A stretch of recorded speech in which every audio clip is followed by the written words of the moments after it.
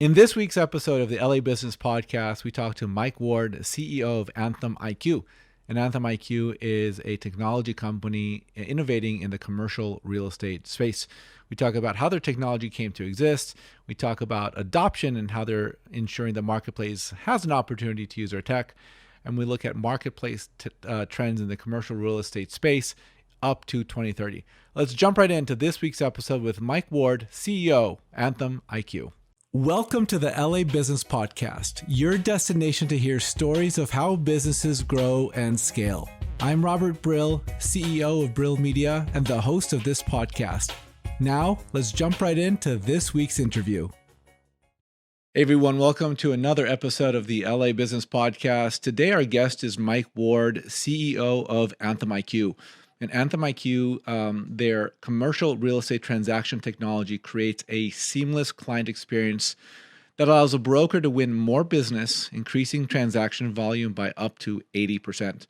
So, Mike, tell us a little bit about the history of the business. How did you come up with that 80% number? And thanks for being with us today. No, thank you for having me. We're excited to be invited out here today. So, look, the history of the business was our co-founders, Chris and Kenny, had come together to create a business called Elevate Growth Partners, which was a brokerage, commercial real estate brokerage business here in Austin, Texas.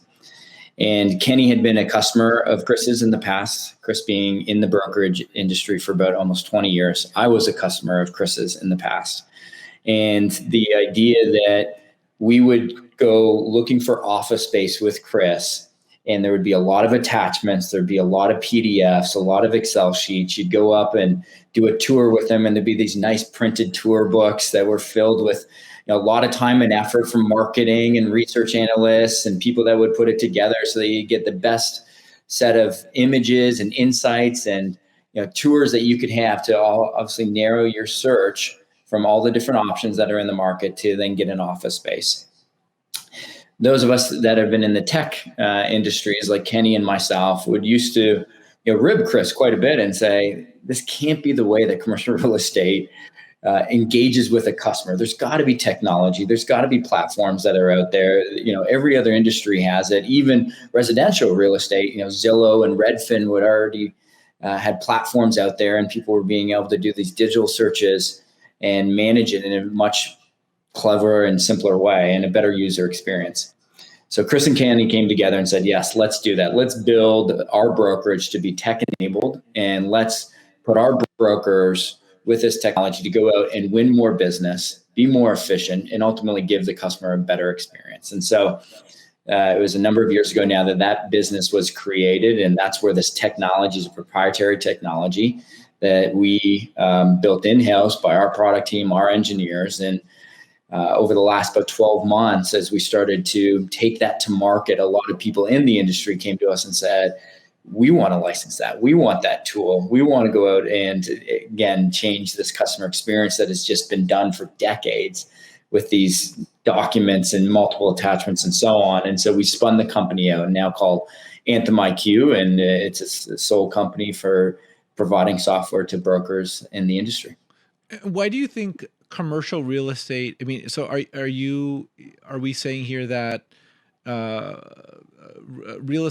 commercial real estate is just less technology enabled, and you saw an opportunity here to kind of like innovate on this? Yeah, exactly. I mean, it's surprising to find industries that are less technology enabled, as you put it, right? I mean, most of them, someone has come in, someone has disrupted, someone has made alternatives to the way that it has been done. And so we were lucky to happen to be in the industry with the brokerage business with Chris for a number of years before coming up with this idea. And it was just the fact that it hasn't been done. And a lot of people have maybe dabbled in monoline features or different stakeholders within the industry. You've got other competitors out there that are doing something at a smaller scale, but from an end-to-end, an ability to take a client from search to sign lease, no one had been doing it. And so it was kind of the right place, right time opportunity for us. And so what was was there a key moment that you can recall that you're like, all right, we have to build this tech? It makes a lot of sense. Or was it just like an incremental an incremental move towards making your business just a little bit easier to use, and then all of a sudden it snowballs into this really Yeah. big technology. Tell us about that process, because I've dabbled in building tech. Like, when I Okay. say dabbled, I mean I was put in a role where I had to build tech, and I didn't build it, I project managed it. It was the most difficult thing I've done ever did. Sorry, it's just so Yeah. hard. So I have a lot of Yeah. respect for people who can build tech. Well, and you're spot on. We have a great team, and I should say that, we have product experts that understand user experience, understand the industry, have spent a lot of time with brokers, and so we say we're built by brokers for brokers, and the fact that we really grasp what the need is, and then a talented engineer team to take what their designs are and then ultimately put it into the features and the dashboards that you would see today. It was in early 19 where, again, the constant feedback to Chris, who's running these searches for clients to put them into office space, as well as Chris himself going, I've got to do it differently.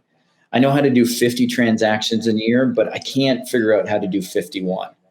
And so there's an administrative activity that it's very heavy. It's very time consuming to put together all these documents and decks. And by the way, then they call me and go, what's the square footage again? Or how many parking spots does it come with? And then the other CFO of the company may call and go, what are these numbers attached to that property again? And so there's a bunch of isolation and a bunch of kind of archaic ways of and broken communication methods of managing this. And he just goes, I got to be able to do it better. And so the Right. technology was built to solve our brokers, Chris as the example, of being able to be smarter with their time, be an ability to manage more, but then ultimately give the customer an experience that they're seeing in every other product or service that they may handle out there. And so they need to be able to use technology as it pertains to finding an office space or finding an industrial or land or whatever it may be. So you built this in 2019, or it was already created by 2019? Yeah, we started it in 2019. We started using it in the mid part of 2020. So actually, COVID allowed us to pull forward the need of this because the lack of travel or the lack of being able to get together and actually go into spaces, this platform actually was, again, just unique and great timing for us to be able to walk someone through an office with internal photos that they haven't seen before, with virtual tour videos, with kind of everything in a dashboard. And so we actually solved a lot of what COVID created for us in the space. So started in 19, was in the market the summer last year in 2020. So tell us about adoption. How do you get adoption for the software, for the technology? Yeah, it's a great question. We've taken the approach that the tenant rep broker, which is the middle stakeholder in a transaction, right? You have the tenant rep broker, you have the customer, and then you have the leasing agent, the person that represents the building, the space, the land, whatever it may be. And so our focus is tenant rep broker, providing them the tool to manage the transaction through. And so we take that to boutique brokerages, to large brokerages, to single brokers that just want to come and sign up and use it, whether they're part of a larger firm or a siloed business themselves. And so we sign them up and we bring them on. That is our customer. When we bring them on, what excites the leasing agent, which is another stakeholder, is saying, well, with those brokers on and using this to show our spaces to the customers, we then get the leasing agent to sign up with us. And for the leasing agent, it doesn't cost a thing. It's load up the data, the information that you want to present, the internal photos that you've spent time and money on to show this building, this space, whatever it may be.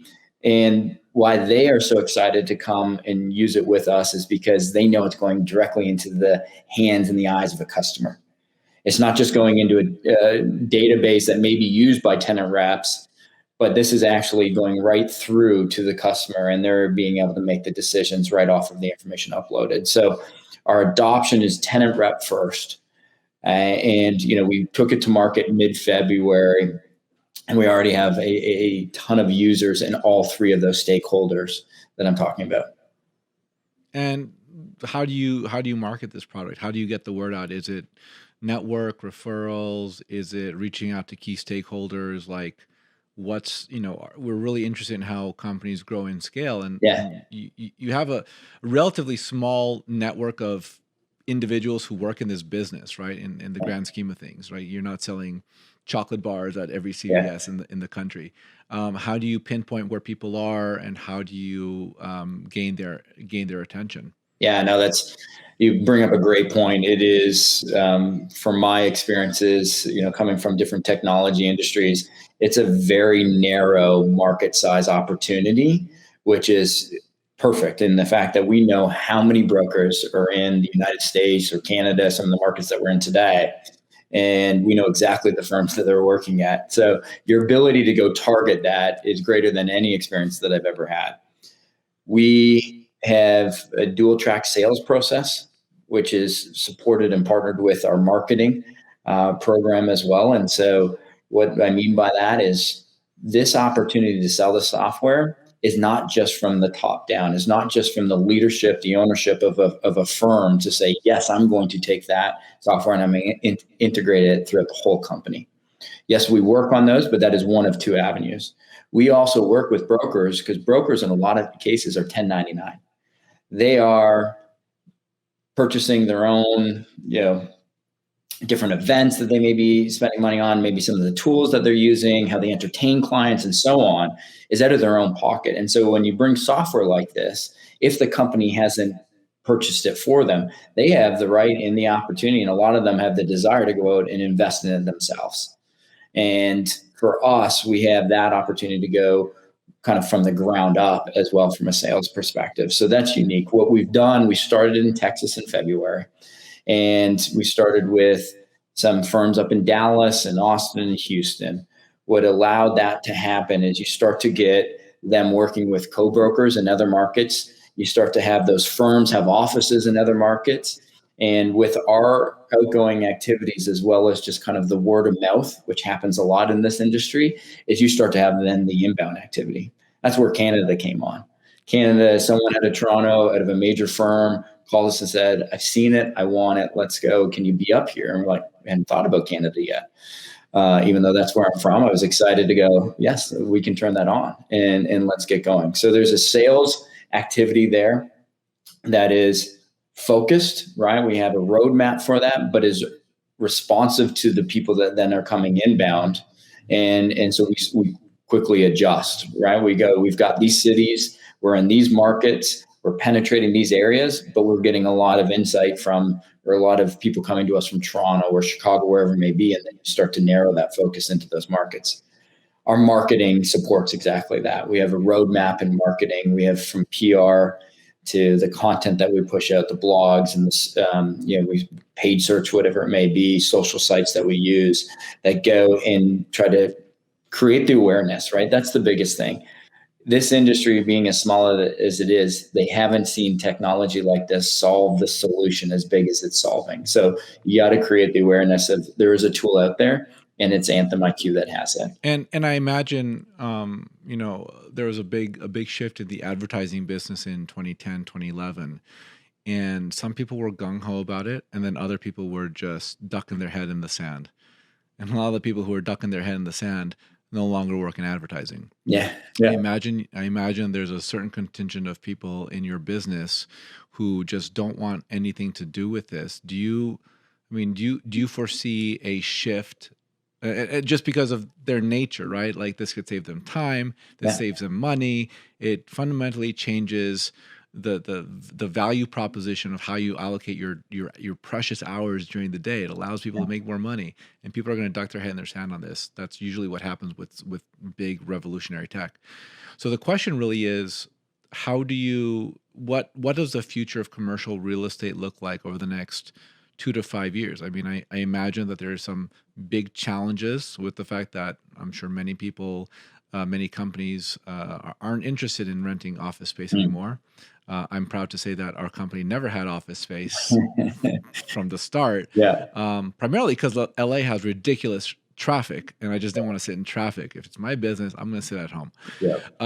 So the point is, what are the larger industry trends in commercial real estate that you see over the next 2 to 5 years, and how does AnthemIQ play into all that? Yeah. All right. Let's look at that in two ways. Let's look at, as you just talked about there, the office space and, pre-COVID, during COVID, a lot of the thoughts, comments, and plans that maybe people were thinking of, and then a post-COVID. Like what we're seeing in the markets that we're in with the technology, as well as the markets that we live in here in Austin, is that maybe the early stage of COVID, people are like, I'm not going back to the office, right? And a lot of companies made certain positions to do that. Some have stayed there, but a lot are going back to going, I think we're going to go into maybe a flexible workspace. Yeah. And so maybe the need that they had before was X size, and now they may take a little less. Maybe we take the same amount of size, but distance. Instead of cramming 100 people into that office, we're only going to put 80 desks in that office, and we're going to have the hot desk program that's going on. So we see a lot more companies making those decisions or publicly announcing.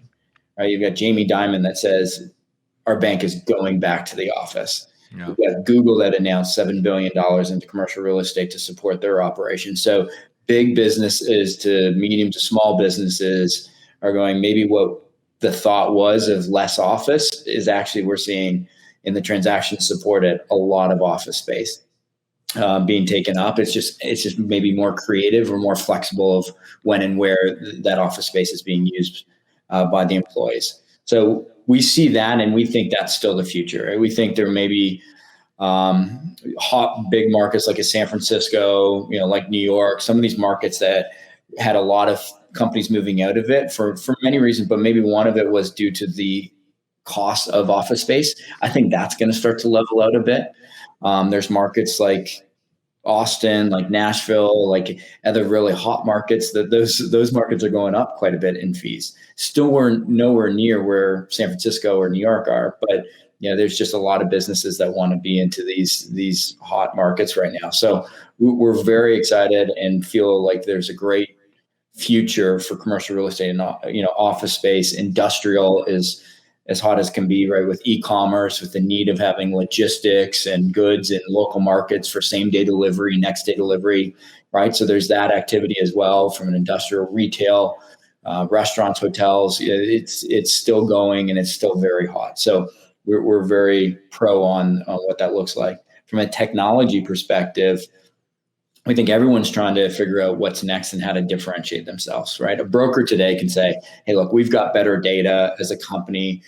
We've got better access to maybe this golf course to entertain you on. We've got a better network, and so we can help you connect into the city, especially if you're coming in new to that location. And so your ability and opportunity to differentiate is becoming more challenging. So I think it comes down to then technology. And you're right. There's going to be people that maybe are at the later stage of their career, have been doing it for 25 years and go, I've got 3 years left. I'm not changing a thing. Right. Right. And we've had those. It's too hard. Right. It's just too hard. It's sometimes I just don't want to learn something new. I just don't. And it's funny. There was one, I've come from fintech. So in the payment space, and, I had a conversation with one of these individuals that was in that later stage and go, I don't get it. And I don't think so. And I said, can I walk you through maybe the banking industry and how that's changed and how I assume you've adopted it? And he started to say, well, I don't think so, but I'll play along. I said, great.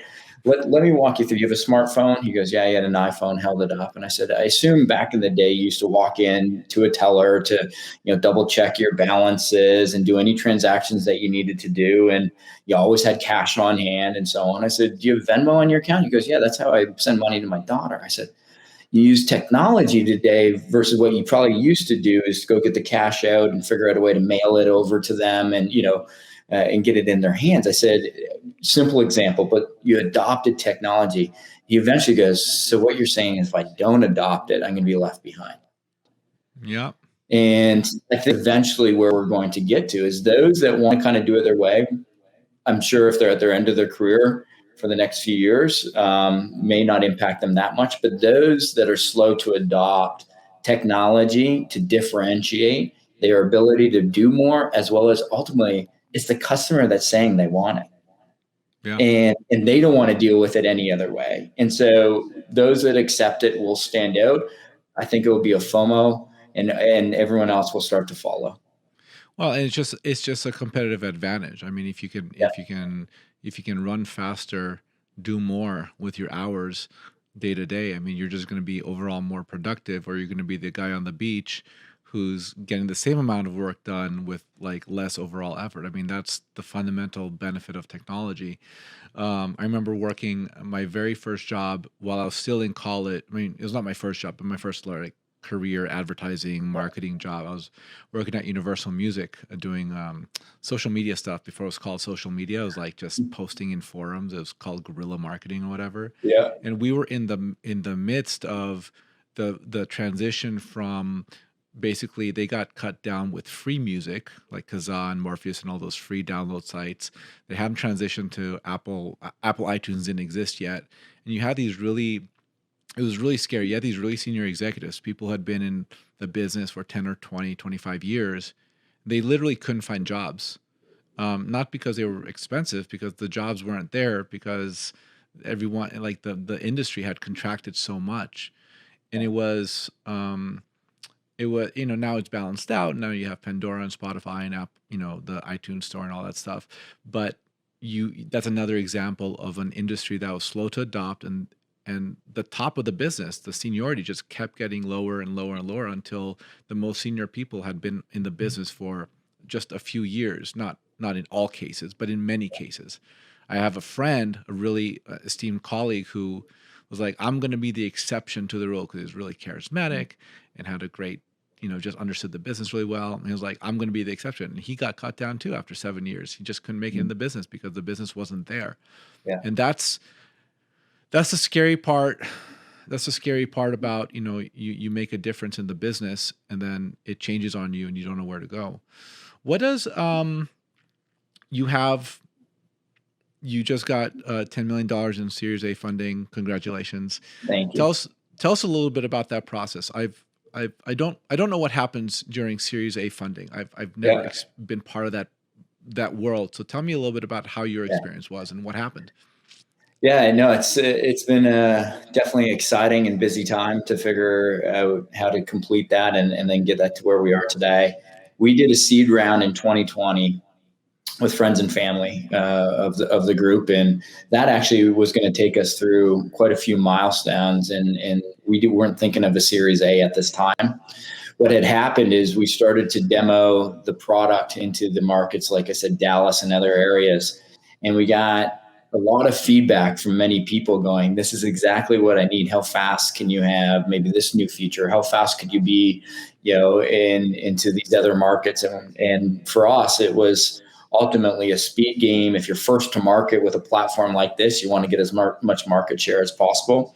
We also had to reach out from the Staubach family, and the Staubach family, from a history in the industry. Roger Staubach, the quarterback from the Dallas Cowboys, back in the day, had left football and was one of the first people that actually created the tenant rep role within a commercial real estate transaction. And so before it used to be a customer going kind of directly to leasing agent or landlord.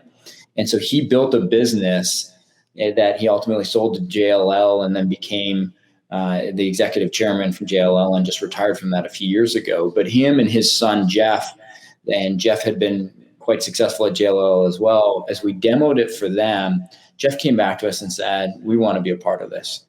And for anyone in any industry to have credibility with someone that has kind of created and had such a reputation within that market is always someone you want to be involved with. And so he said, hey, can we lead this round? Can we actually kick the Series A off a lot sooner, and let's go out and let's grab a lot more market share. Let's move a lot of these features forward that you guys had on your roadmap, and ultimately grow this business much faster. And so for us, it was an easy yes, let's go. And it was the Staubach capital that came in that led the round with us, and the remaining was again friends and family. So there's pros and a lot to ability to reach out and pick up the phone to our networks to make those calls. It puts a lot of pressure on you because it's your friends and family, right? And so now for us, the Series A has been a lot of work to get it done, but now it's done. The money's in the bank. Now it's go time. What are you looking to accomplish with this with this funding? Yeah. The thought of all the product enhancements and features that we want to continue to roll out, pulling them forward quite a bit. This is not a solution that we go, here it is, market, enjoy it. This is an ability, especially as we're going across search to sign lease. And not that we're trying to create all software features for the whole business to be in our solution. We're not going to be their accounting system, but we are going to be their commission tracking system.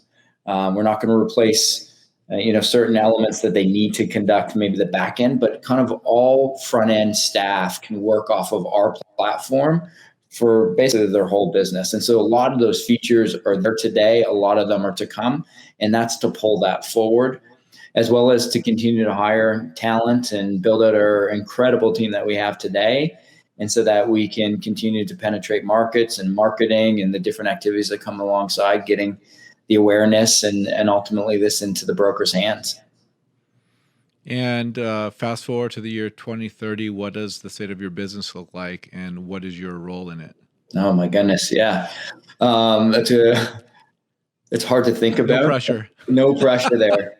Look, I would say we have majority of the market, if not all the market, into our platform, utilizing managing transactions to CRM functionality to commission tracking to simplifying their world that ultimately simplifies the management, the finance teams, and all of their departments.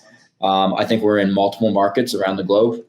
We're already, like I mentioned earlier, up in Canada, so that kind of got sprung upon us, but our ability to be in all the other markets utilizing this tool in commercial real estate. I think we probably have some great partnerships with a lot of big businesses, whether that's on the leasing agent, landlord, asset management side, as well as on probably the tenant rep. And, for us, I think we're running a very successful company that is profitable, sustainable, growing rapidly and continuing to figure out how to change the industry for the next milestones, right, to make them better. But I signed up to do this.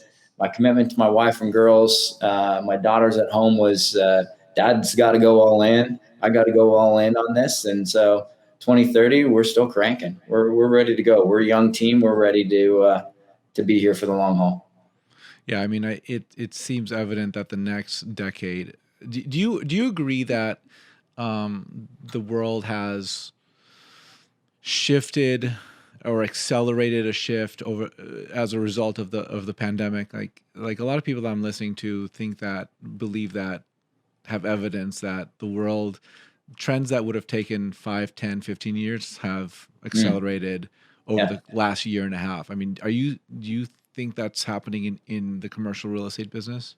Yeah, absolutely. There's a book out there called The Disruptor, and it has this, the first chapter talks about, if you take a checkerboard, right, and it has 64 different squares, and you put a piece of rice in the first square and you double it every square, and you go from square one to square two rice, over to the third square, there's then 4 grains of rice, and so on and so on. That first half of that checkerboard, each square doesn't seem that impactful.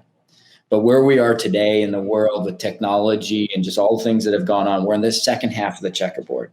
To go from one square to the next, is grains of rice that could cover a country, is grains of rice that start to cover the world. And then I think on the 64 square, it's something like it could cover the world in 7 times, with the amount of rice on that square. So to your point and to that example, is we are making step changes in 5 years or 10 years that would have taken 50 or 100 years in the past. And so COVID pulls things a lot forward in many industries, in a lot of ways that people conduct life, how they do business, how products and services are used. And I think we're going to continue to see probably every 5 years quite a shock to look back and go, well, we used to do it this way, and now we're doing it that way. I think about my daughters who are 8 and 6. At 16, they go, I can't wait to drive a car. I go, will you be?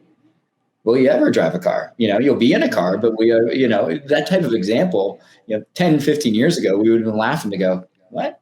You're not driving a car? And so for sure, it's And then COVID or things like that pull these things forward. the implications there of what are people doing with that 30 to 60 minutes they have in their day. And from the advertising perspective, it's like, now I have more screen time opportunity. Now car manufacturers have a network of people who have their attention in the car. And so now you see an opportunity where car manufacturers can lease access to their network, just like a television network does, or a social media giant like Facebook and Twitter does. I mean, it actually changes the landscape in a really dramatic way. I had someone come up to me and say, this was a couple years ago, and say, I'm thinking of investing in buying a billboard out here in Los Angeles, $500,000 just for the land and the pole and all that stuff. And his question was like, what happens if people are in self-driving cars and they're not looking outside of the window anymore? They're staring down at their phone. Like Yeah. it's a fundamental shift. Here's my question for you. As we wrap up in the next few minutes, one of the key things that I've been paying attention to over the last year and a half is WeWork and Regus and all these other places, but WeWork as the dominant player there. A lot of people were very I guess, pessimistic on the outlook for WeWork because of their leadership and the fundamental challenges they had. And they tried to go public and all these things. But now, in a world where you have the desire, the need, the demand for shared office spaces, all of a sudden WeWork looks very rosy again as an outlook.